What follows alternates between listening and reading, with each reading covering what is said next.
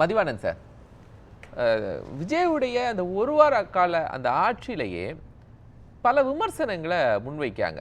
ஒரு வாரம் தான், ஆனால் அதுக்குள்ளேயும் சொன்னதில் பல விஷயங்கள் மிக சரியாக இல்லை. ஏற்கனவே இருக்கக்கூடிய அந்த பெண்கள் பாதுகாப்பு படைய பேரை மாற்றி இருக்கிறார்.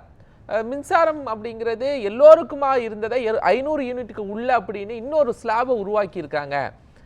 இதை எப்படி நம்ம கொண்டு போகிறது? மினிஸ்ட்ரியை இன்னும் எக்ஸ்டெண்ட் பண்ணலை, பல துறைகளுக்கு மினிஸ்டர்ஸ் போடலை, ஏன் இன்னும் பெண்டிங்ல வச்சிருக்கிறாங்க?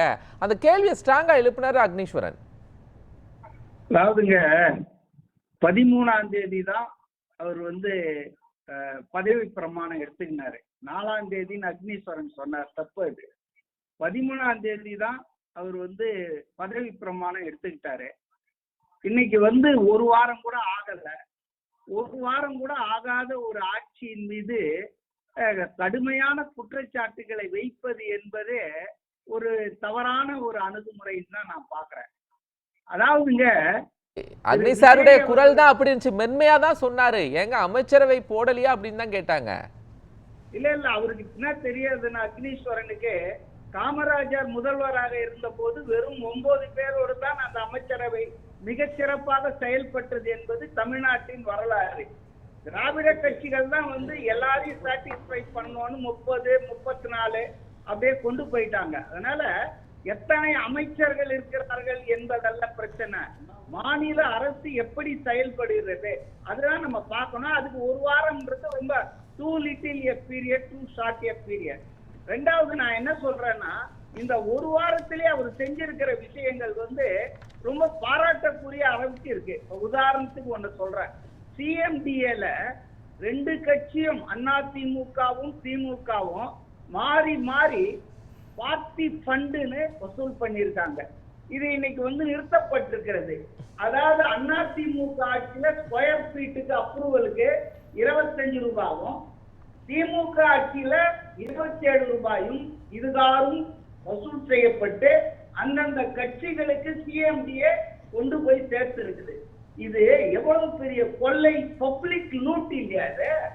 இது வழக்கமா நடந்துட்டு இருக்குது. திமுக அதிமுக கட்சிகளிடையே எந்த வித்தியாசமும் இல்லைன்னு நான் சொல்றதுக்கு இது ஒரு உதாரணம். அவங்க ஆட்சியில அவங்க 25 ரூபாய் ஸ்கொயர் ஃபீட்டுக்கு வசூல் பண்ணாங்க சாதாரண மக்கள் கிட்ட. இவங்க 2 ரூபாய் ஏற்றி திமுக 27 ரூபாய் வசூல் பண்ணிட்டார் சேகர் பாபு. இன்னைக்கு விஜய் வந்தவுடன் செய்த முதல் வேலை இந்த பார்ட்டி ஃபண்டு வசூல் பண்றதை நிறுத்துங்க அப்படின்னு ஆர்டர் போட்டிருக்காரு. ஊழலற்ற நிர்வாகத்தை தருவேன் என்ற அவருடைய உறுதிமொழிக்கு உறுதியான எடுத்துக்காட்டாக இதை நான் பார்க்கிறேன். நம்பர் 1. நம்பர் 2ங்க, இன்னைக்கு அதிமுக நடந்த பிளவுகள் சிக்கல்களுக்கெல்லாம் விஜய் தான் காரணம்னு சொல்றாங்களே, அவங்களுக்கு எல்லாம் மனசாட்சியே இல்லையா? தாவேக்கா உருவாகி 2.5 வருஷம் தான் ஆச்சு. அதிமுகவுல இந்த பிரச்சனைகள் எத்தனை வருஷமா நடந்துட்டு இருக்குது? உதாரணத்துக்கு எம்ஜிஆர் மறைவுக்கு பிறகு ஜே அணி ஜா அணின்னு ரெட்டப்புறா சேவல்ல சண்டை போட்டாங்களா இல்லையா? அப்புறம் ஒன்னானாங்களா இல்லையா? ஜெயலலிதா மறைவுக்கு பிறகு எத்தனை பிளவுகள், எத்தனை முறை? ஏன் அதிமுக எம்எல்ஏக்கள் 11 பேர் நம்பிக்கை வாக்கெடுப்பு எதிராக வாக்களித்தாங்களா? ஓபிஎஸ் உட்பட. இபிஎஸ் அவங்க மேல என்ன நடவடிக்கை எடுத்தாரு? அதனாலங்க அதிமுக என்பது மாலுமி இல்லாத கப்பலாக படகாக தடுமாறுகிறது. அதிமுகவுக்கு நல்ல ஆளுமையான தலைவர் இல்லை. ஜெயலலிதா அவர்கள் போன பிறகு, எம்ஜிஆர் அவர்கள் மறைந்த பிறகு இன்னைக்கு இருக்கக்கூடிய பழனிசாமி அவர் எல்லோரையும் அரவணைத்து செல்லக்கூடிய தலைவராக இல்லை. அதன் விளைவாகத்தான் அந்த கட்சி சுக்குநூறு ஆகி கொண்டு தவிர இதுக்கு வெளியே இருந்து ஒரு ஆள் உடைக்கணும்ன்ற அவசியமே இல்லை. ரெண்டாவது, விஜய் இபிஎஸ் போய் பார்க்கல, எல்லாரையும் பார்த்தாரு. ஏன் பிரேமலதாவை கூட தான் பார்க்கல. அவருக்கு யாரை பார்க்க வேண்டும் என்று விருப்பம் இருக்கிறதோ அவர்தாங்க போய் பார்ப்பாங்க. அவருக்கு விருப்பம் இல்லாதவங்களை போய் பார்க்கணும்னு ஏதாவது கட்டாயம் இருக்கா? இதுக்கு முன்னாடி இந்த சீஃப் மினிஸ்டர்ஸ் எல்லாம் எல்லா கட்சி தலைவர் வீட்டுக்கும் போனாங்களா? சத்தியமூர்த்தி பவன்ல 20 வருஷத்துக்கு அப்புறம் ஒரு சீஃப் மினிஸ்டர் போனவ காங்கிரஸ்காரர்கள் ரொம்ப மகிழ்ச்சி அடைந்தார்கள். 20 வருஷத்துக்கு. அதனால நம்ம முதலமைச்சர் விஜய் அவர்கள் அவருக்கு விரும்பின ஆட்கள் கிட்ட போய் அவர் வாழ்த்து பெறுகிறார்கள். அவருக்கு விருப்பமான ஆள்கிட்ட தான் போய் வாழ்த்து பெற முடியும். ரெண்டாவது, எடப்பாடி பழனிசாமி என்ன பண்ணாரு? மக்கள் தீர்ப்பை ஏற்றுக்கொண்டாரா? அமைதியா இருந்தாரா? பாண்டிச்சேரிக்கு போய் விடுதியில தங்க வைக்கப்பட்ட 47 எம்எல்ஏ கிட்ட அவர் என்ன பேசியிருக்காரு? அமித்ஷா கிட்ட பேசியாச்சு. அமித்ஷா திமுக காரர்கிட்ட பேசிட்டாங்க. என்னை முதலமைச்சர் ஆக்குவாங்க, வெளியில இருந்து அவங்க ஆதரவு தராங்க, நீங்க எல்லாம் மந்திரி ஆக போறீங்கன்னு வெள்ளை பேப்பர்ல 47 பேர்கிட்ட கையெழுத்த வாங்கிட்டு வந்து கவர்னர் கிட்ட கொடுக்கணும்ட்டு அதை சபாநாயகர் கிட்ட கொடுத்து கொறடா எலெக்ஷனுக்கு இதுதான் கையெழுத்து போட்டாங்கன்னு போய் சொல்றாரு. இவரை வந்து எப்படிங்க ஒரு முதலமைச்சர் போய் பார்க்க முடியும்? முதல்ல வந்து மக்கள் தீர்ப்பை எடப்பாடி ஏற்றுக்கொண்டாரா? அந்த மக்கள் தீர்ப்பை மதிக்காத ஒருவரை போய் முதலமைச்சர் எப்படி மதிக்க முடியும்? ரெண்டாவது, மறுநாள் ஞாயிற்றுக்கிழமை, நான் புதன்கிழமை 13ஆம் தேதி நினைக்கிறேன், 13ஆம் தேதி நம்பிக்கை வாக்கெடுப்பு தீர்மானம் வரப்போகுது. நீங்க எல்லாம் சொல்ற மாதிரி மைனாரிட்டி அரசு அந்த அளவுக்கு பார்ஷியாலிட்டி பண்ண வேண்டாமே சார், அந்த அளவுக்கு பார்ஷியாலிட்டி சார். அதாவது தீய சக்தி மதிவாணன் சார், அதாவது தீய சக்தி இந்த ஆட்சி அகற்றப்பட வேண்டும், இந்த ஆட்சியில் இவ்வளவு கொள்ளைகள் நடக்கு, அவங்கள போய் பார்த்திருக்காங்கல்ல சார். முன்னாள் முதலமைச்சர் தப்பா பேசுறீங்க. ஆமா, அவங்கள போய் பார்த்திருக்காருல சார், வீட்டுல போய் பார்த்திருக்கிறாரு. மரியாதை நிமித்தமாக விஜய் அவர்களை பாராட்டணும். நினைக்காதீங்க.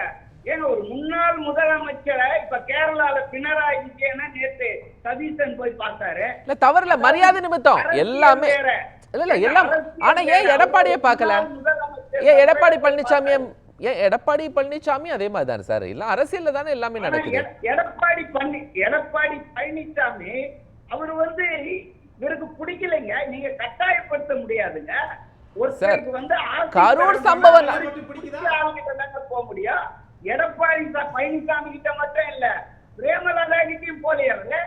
அதனால அதுல நீங்க வந்து இவர் பார்த்து இருக்கணும். சகோதரி பிரேமலதா அவங்க வந்து முன்னாள் முதலமைச்சரா? எந்த முதலமைச்சர் அப்படி பார்த்தது இல்ல, புரியுதுங்களா? இல்ல முன்னாள் முதலமைச்சர் திரு மு.க. ஸ்டாலின் அவர்கள் பார்த்திருக்கிறாரு. இல்ல அக்னீஸ்வரன் தன்னுடைய கற்பனை குதிரையை தட்டி விட்டு இது மைனாரிட்டி அரசு அப்படி இப்படின்னு 120 பேர் ஆதரவு, சட்டமன்றத்துல 144 பேர் ஆதரிச்சு ஓட்டு போட்டிருக்காங்க, 22 பேர் தான் எதிர்த்து இருக்காங்க. இது எப்படி ஒரு மைனாரிட்டி அரசு? 144 எப்படிங்க 107 144 மாறிச்சு? வாக்கு போட்டவங்களை போய் கேளுங்க, யார் வாக்கு போட்டது? வாக்கு போட்டது யாரு? நீங்க தானே வாக்கு போட்டிருக்கீங்க. நீதிமன்றம் கேட்கும், நீதிமன்றம் கேட்கும். எல்லாருக்கும் ஒரு பயம் இருக்குங்க. நான் தெளிவா சொல்றேன். ஒரு அரசியல் வரலாறு படைக்கப்பட்டிருக்கு. இருதுருவ அரசியலாக இருந்த தமிழ்நாட்டுல இன்னைக்கு 2 திராவிட கட்சிகள் ஆண்ட, அதாவது அக்னீஸ்வரன் சார் ஒண்ணு சொல்றாங்க, அரசியல்ல கட்சி ஆட்சிக்கு வந்திருக்கு. அதுக்கு கால அவகாசம் கொடுக்கணுங்க. அட்லீஸ்ட் ஒரு 3 மாசம் விமர்சனம் பண்ணாம அவங்க செட்டில் டவுன் ஆவறதுக்கு அனுமதிக்கணும்.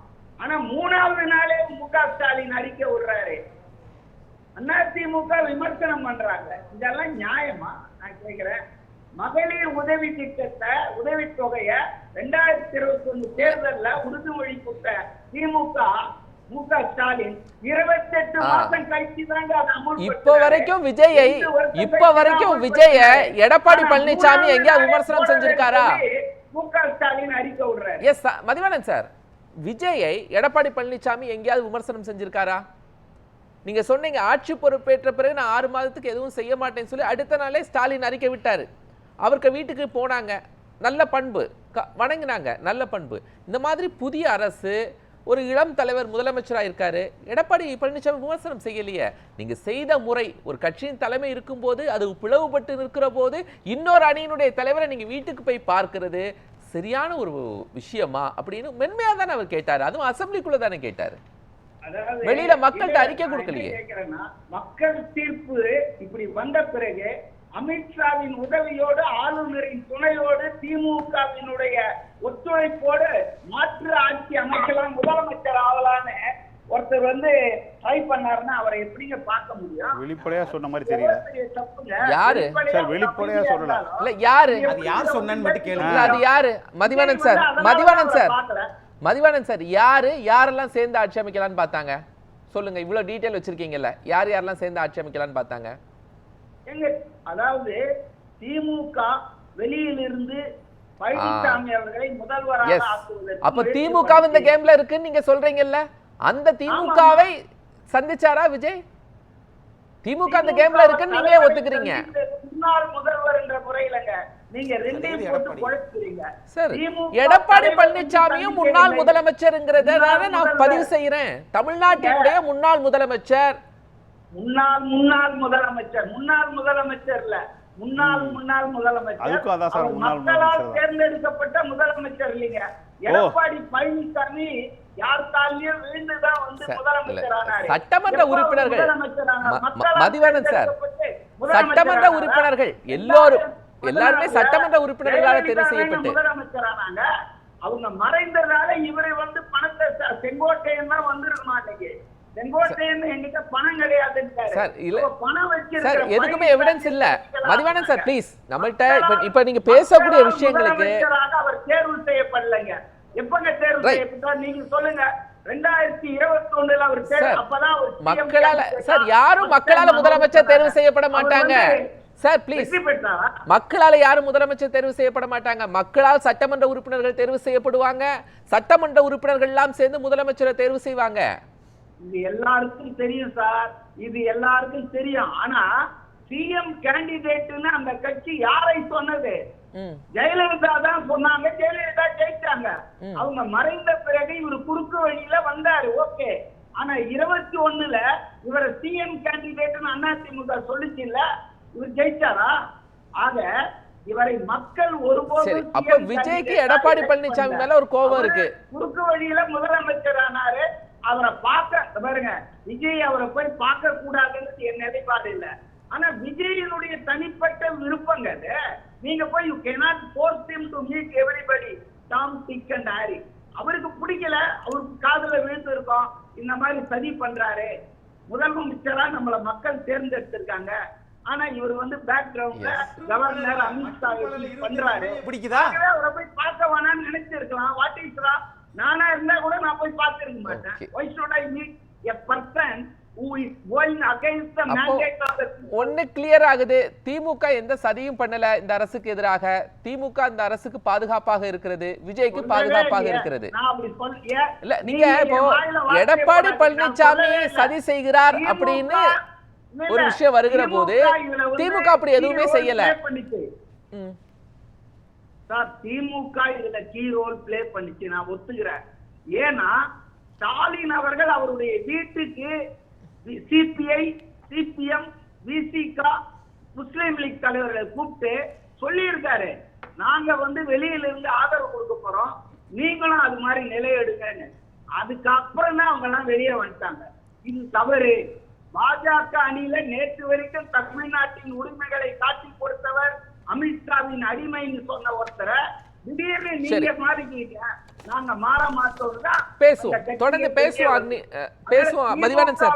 முக்கிய ரோல் இருக்கு, அதை நான் மறுக்க மாட்டேன். மதிவாணன் சார். சார், மக்கள் கருத்து, பெரும்பான்மை மக்கள் வந்து சரியான கருத்தை தான் தெரிவிச்சிருக்காங்க. அதாவது மதுக்கடைகளை 717 மூடுறது 2 வாரத்துக்குள்ள, அதுவும் கோயில்கள், கல்வி நிறுவனங்கள், பேருந்து நிலையங்கள் அப்படின்றத ஒரு நல்ல முடிவா அவர் அறிவிச்சாரு. அது மட்டும் இல்ல, அக்னீஸ்வரன் சாருக்கு தெரியல, அதுல பணியாற்றக்கூடிய அந்த 717 அந்த டாஸ்மாக் கடைகளை பணியாற்றக்கூடிய ஊழியர்கள் யாரையும் பணி நீக்கம் செய்யல. அதுக்கு அருகில் இருக்கக்கூடிய கடைகளுக்கு இடம் மாற்றம் செய்து பணி அமர்த்தணும்னு சொல்லியிருக்காங்க. அதனால நம்ம வந்து அதனுடைய மெயின் கோர் என்னன்னா, பெண்களுக்கு எதிரான குற்றங்கள் குறையணும். அதுக்கு மெயினா இந்த டாஸ்மாக் போதைப் பொருள் இதுதான் பெண்களுக்கு எதிரான குற்றங்கள் அதிகரிப்பதற்கான காரணம். அப்ப அதை அடிச்சிருக்காரு எடுத்த உடனே. அதை மக்கள் வந்து புரிஞ்சுக்கிட்டு தான் 50 விழுக்காடுக்கு மேல அதை வந்து வரவேற்றிருக்கிறார்கள். நிச்சயமா நான் இந்த நேரத்துல இன்னொன்னு சொல்றேங்க, மதுவிலக்கு அமுல்படுத்துவேன்னு விஜய் எப்போதும் சொல்ல, அது இம்பிராக்டிக்கல், சாத்தியம் இல்லாத ஒண்ணு. நேரத்தை குறைச்சிருக்காரு பாருங்க. அதாவது வந்து 21 வயசுக்கு கீழே இருக்கிறவங்களுக்கு அதை கொடுக்க கூடாது அப்படின்ற ஒரு நிபந்தனை போட்டிருக்காரு. அத நேரம் செயல்படும் நேரத்தை சுருக்கி இருக்காரு. 10 மணிக்கு மேல இரவு அது பணியாற்ற. அப்ப நிறைய நிபந்தனைகளை போட்டு அதன் பயன்பாட்டை அதன் பயன்பாட்டாளர்களை குறைப்பது என்பது படிப்படியா பண்ணலாம். மூடுவது மதுவிலக்கு என்பது தாவேகாவினுடைய கொள்கையா எப்போதுமே முதலமைச்சர் விஜய அறிவிச்சதில்ல. அதனால அக்னீஸ்வரன் அதை கூட தப்பா தான் சொன்னாரு. எப்ப மூடுவாங்க, வருஷத்துக்கு 717 அப்படிலாம் ஒண்ணும் சொல்லவே இல்லைங்க. அதுக்கான வாய்ப்பு இல்ல. கண்டிப்பா அப்படி ஒரு கொள்கை இம்பிராக்டிகல்ங்க. நடைமுறை சாத்தியல் ஆந்திராவில இருக்கும், பாண்டிச்சேரியில இருக்கும், உங்களை சுத்தி எல்லா மாநிலத்திலும் மது விற்பனை நடக்கும். ஒண்ணா செய்யலாம். நான் முதலமைச்சருக்கு ஒரு என்ன வேண்டுகோள்னா, உங்க மூலமா இந்த மது வியாபாரத்தை அரசாங்கம் கையில எடுத்து பார்த்து எம்ஜிஆர் தான் இதை பண்ணுதுங்க. டாஸ்மாக்னு ஒரு பொதுத்துறை நிறுவனத்தை உருவாக்கி தனியார் கிட்ட இருந்தது. இந்த வேலையை அரசாங்கம் செய்ய வேண்டாம். இதை நம்ம தனியார்கிட்டயே விட்டுடலாம். அரசாங்கம் செய்யறதுக்கு எவ்வளவு வேலைகள் இருக்கு, எவ்வளவு இதுல வருமானம் கம்மியாகும். தனியார் கையில போகுது டாஸ்மாக். கொள்ளை, கனிம வள கொள்ளை, கிரானைட் கொள்ளை எல்லாம் தடுத்தா அரசுக்கு லட்சக்கணக்கான கோடி ரூபாய் வருமானம் வருங்க. அதெல்லாம் லீக்கேஜ் ஆயிட்டு இருக்கு. மதுபானம் விற்பது என்பது அரசின் தொழில் அல்ல, அது அரசுக்கான வேலை இல்லை. சரி.